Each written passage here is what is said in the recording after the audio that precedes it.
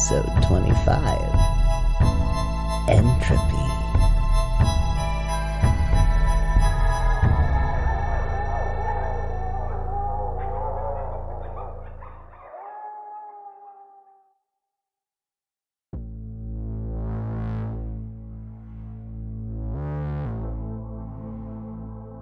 When we think of death, we tend to think of it as a sudden, quick event. And it can be in cases of trauma or acute conditions. Chronic conditions such as cancer, which is the second leading cause of death in North America amongst humanoids, are usually a much slower process. If dying from a heart attack or a car wreck are like unexpected evictions where you're suddenly tossed out of the place you've lived your whole life, then diseases are like moving to a new home. You slowly pack up your things, throwing out what isn't needed anymore, shutting down utilities, and finally turning out the lights behind you as you lock up. While it gives you and your loved ones time to get things in order, just like moving house, it isn't pretty. It's messy, exhausting, stressful, and often lonely work. Since illness, disability, and death makes people uncomfy, this can make the process even more isolating for the person who is dying. And this process can start some time before the actual time of death. One of the first signs is decreased appetite as things slow down and less food is needed, or eating simply takes too much energy. Certain medications or diseases can also affect appetite. Certain processes will fluctuate, sometimes slowing down, then speeding up before slowing down again, or even stopping for a brief moment. Temporary stops in breathing, called apnea, means increased carbon dioxide in the blood, so hyperventilation kicks in to compensate before leveling out. Then the cycle starts all over again. It's not distressing for the dying, but it can be for their loved ones. They'll become cooler to the touch as circulation slows down, but there may also be fever for a variety of reasons. They may appear jaundiced as renal failure sets in. Towards the end, muscles will relax, leading to incontinence and sometimes constipation. There can be hallucinations, which are probably the most disturbing symptoms of all to the ones they're leaving behind. Secretions can accumulate in the mouth and esophagus, causing the death rattle, and can last for days. I'm not telling you this to make you fear death even more than you already do, but to prepare you, because this is just the beginning.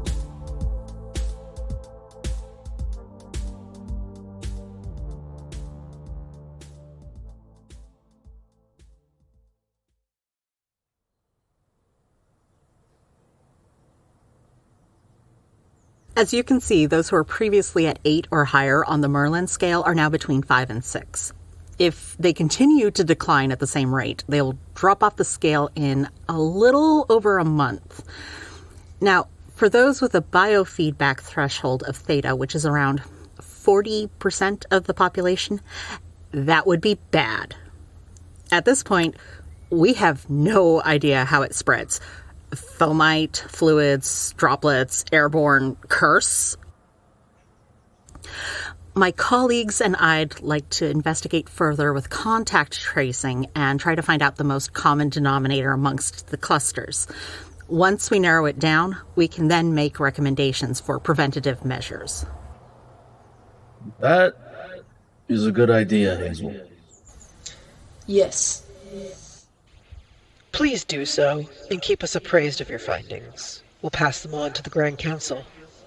Now, moving on to the business of Eric Malcolm. He's offered, unprompted, a form of reparation by teaching self-defense courses and firearms training. What does he expect in return? How did he broach the topic? Nothing.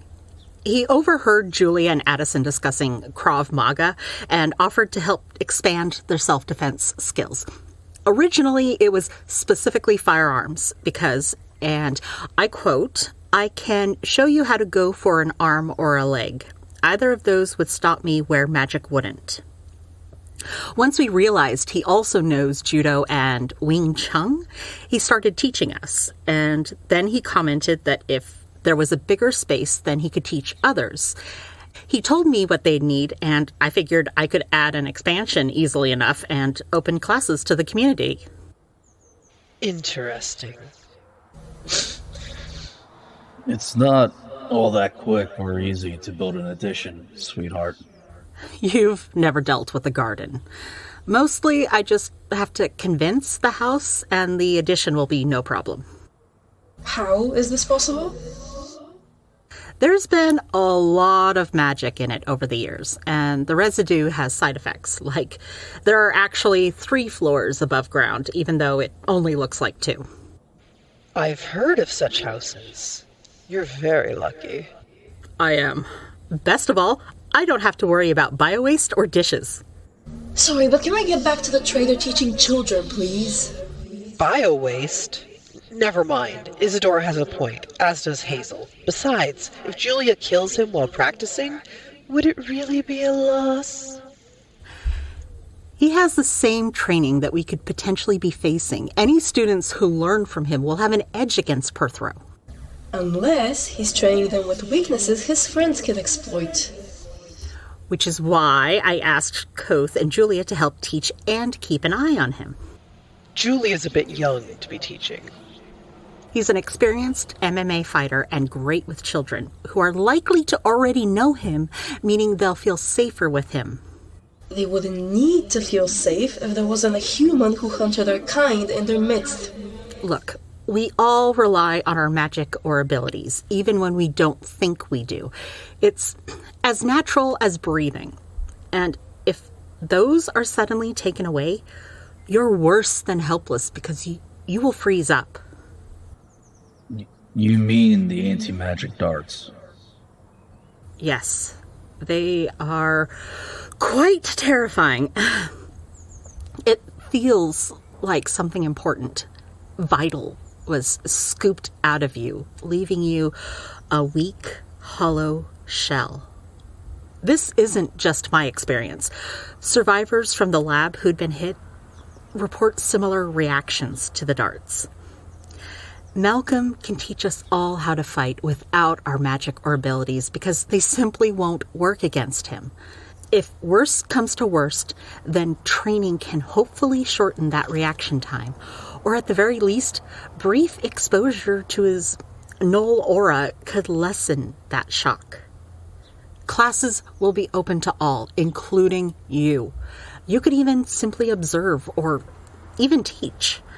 A few volunteers have come forward with ideas for magical defense courses, as you'll find in the next section of the syllabus. Invisible versus intangible. Which is right for you? Mental combat for numbskulls? Rubber and glue. Offensive capabilities of barrier spells. I believe training is a good idea. As do I. Very well. I see I am outvoted. Just remember, Hazel, if he's a danger, you will both be eliminated. Yes, Isadora, I remember.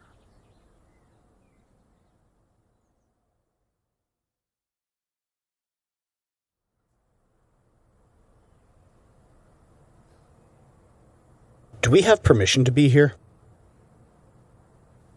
The owner's not... He's dying. I'm never going to get used to saying those words. It's this... Damn, I don't even know what to call this fucking illness. No permission, because he's not likely to regain consciousness. Just stay over there a sec, would ya? Your aura might interfere with the wand. What are we looking for? Honestly, I have no idea.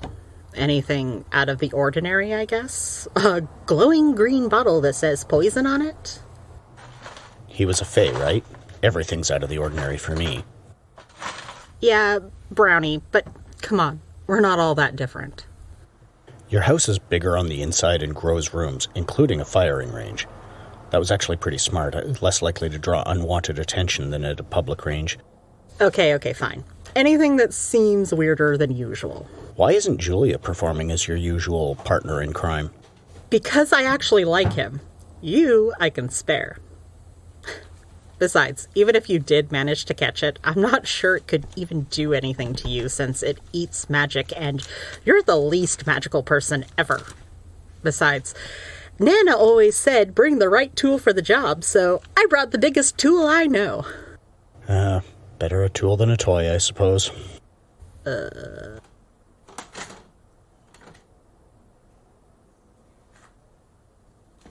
Nah, I'm a witch. Worst it'd do is turn me human because it weakens magic. It would seriously suck, but I'd survive. Julia would too, but it'd weaken him, and he does not need that right now. Yeah, how's he doing? Less likely to kill you while in the middle of a PTSD flashback. That's good. Yeah, he'll want to have full presence of mind when he kills you. You know, I'm surprised you came back after that. Why are you doing this anyway, helping us? You like getting your nose broken every night? That was once. There was no salvaging that thing in the first place, and Julia did not do it any favors. And don't forget the thumb dislocation. But seriously, why? Why are you helping me right now? Is it because I know someone who can unlock that thumb drive? Because I'd have done that anyway. Yeah, I can't make things right, but I gotta do something to try. So, about that thumb drive. My friend should be back in town next week, and we can set up a meeting. I know you don't want to let that thing out of your sight, but you realize you might have to leave it with him because it's not likely to be quick. Yeah. Okay, so you won't trust me with it, but you'll trust a complete stranger? I don't trust Otto not to chew on it. Okay, fair point. Although he has gotten better since we got him rawhide chew toys and a Kevlar scratching post. Why do you keep inching away? It feels weird standing next to you because your anti-magic field negates my magic one. It makes you feel vulnerable and powerless, doesn't it? Welcome to how most humans feel around someone like you. Please, I'm hardly a threat unless I've got a wand or something like that. I can't just wave my hand and turn you into a snail. Magic doesn't work like magic. Wait, that made more sense in my own head. You didn't need a wand when Julia went down. I didn't even know I could do that. I just... Guess I really went and proved we are all monsters, huh? Trying to make up for your sins helps. Oh, that's what I've been doing. Why, I agreed to... Oh. Ooh, a Cat and Capers coupon. A clue? Unlikely. They opened recently and the earliest cases predate that. This one's just good for 50% off of the sea urchin stew. Ah! And stay there! What'd you find? Aw, poor thing must be hungry. Here, these Fleego poofs must be yours. Yeah. Did the big evil scary human scare you? What is it? I don't know, but it's adorable.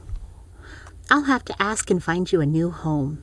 You must be such a loved pet. I promise we won't leave you behind. Can't have you scaring other humans who'll lock you in a nasty cupboard. Just don't bite this human. You don't know where he's been. Okay, back into your nest for now. There you go, buddy. Mayora gives you the heebie-jeebies, but something with 6 eyes doesn't? Hey, one of those things is normal, and it's not you. You know, I found a body recently. A dead orc.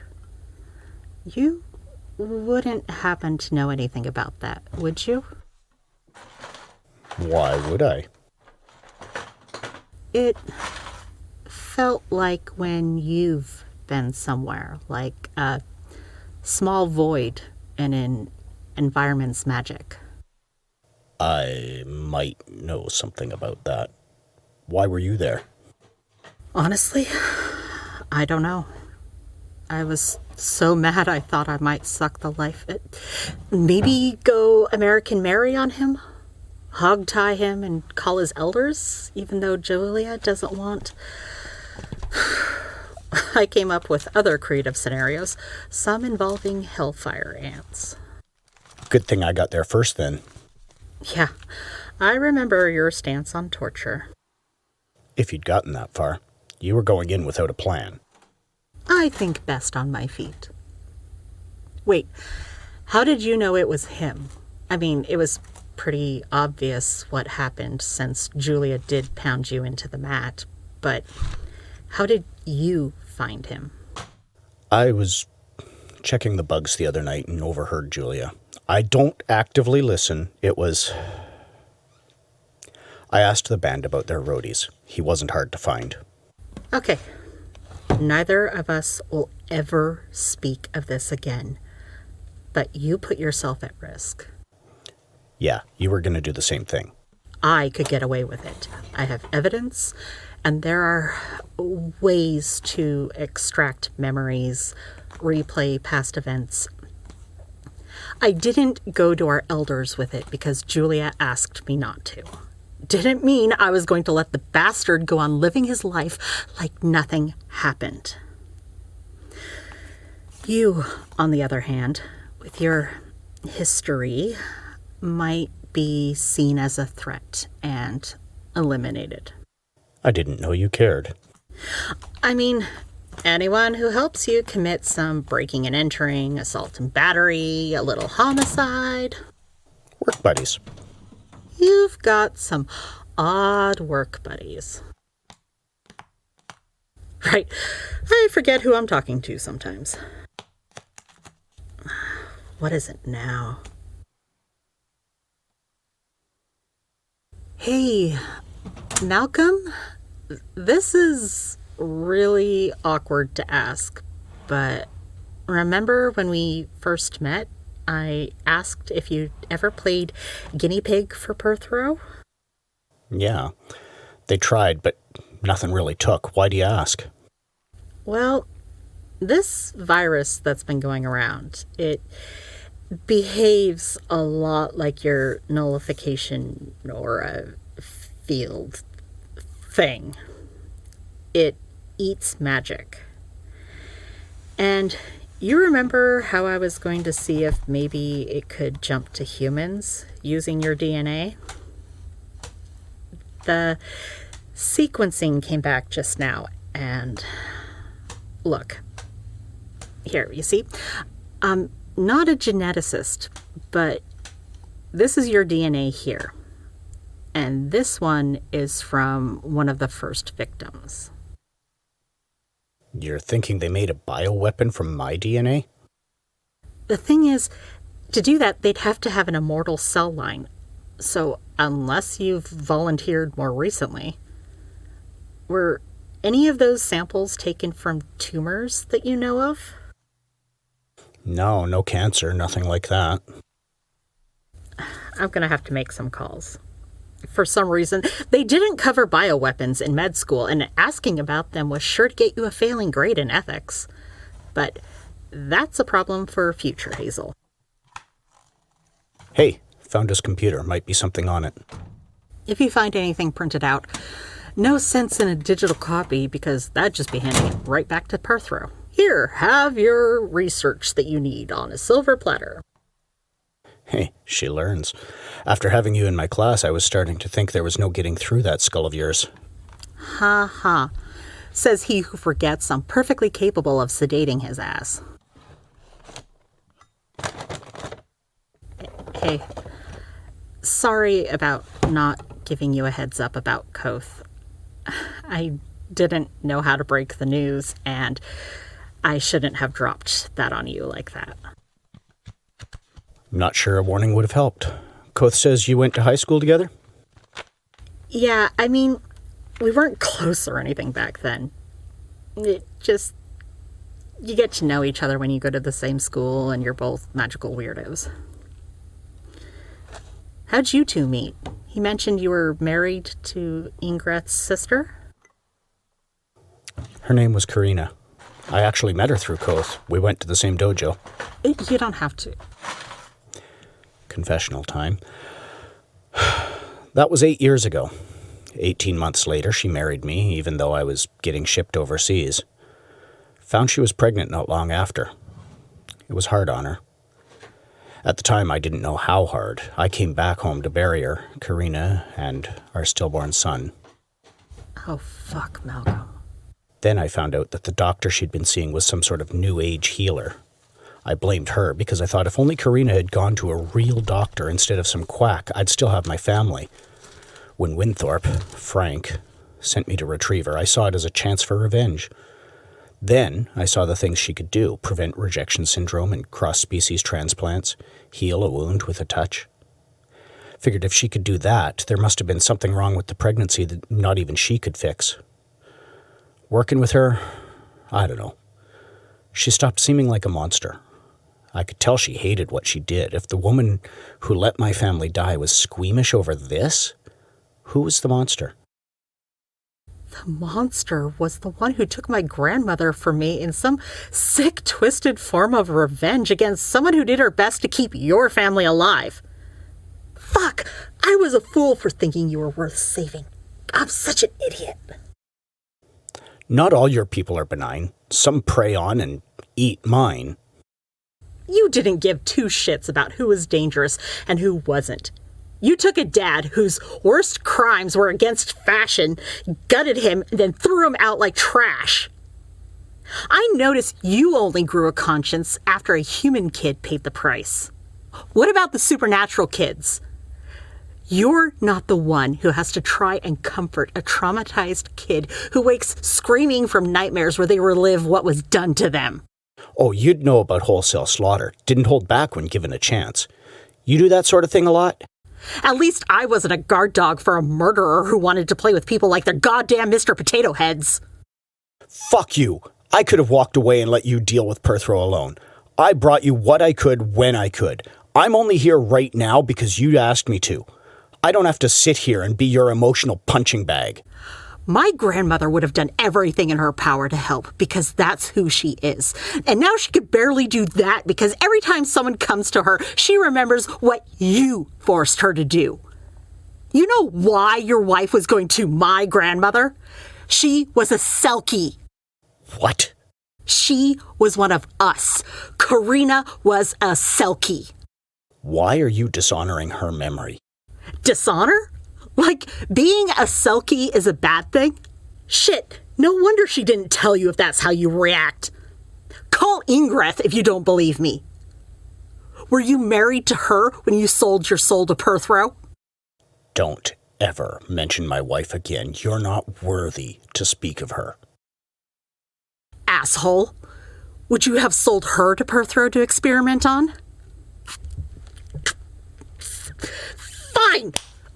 Let me go! I told you you're not worthy.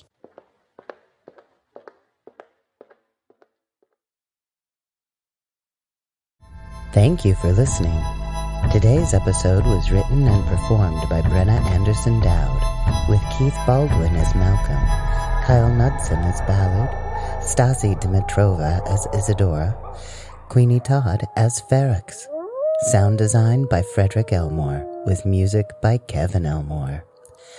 Find us on Facebook at Care and Feeding of Werewolves, tweet us at Care Werewolves, or email us at feedingwerewolves@gmail.com.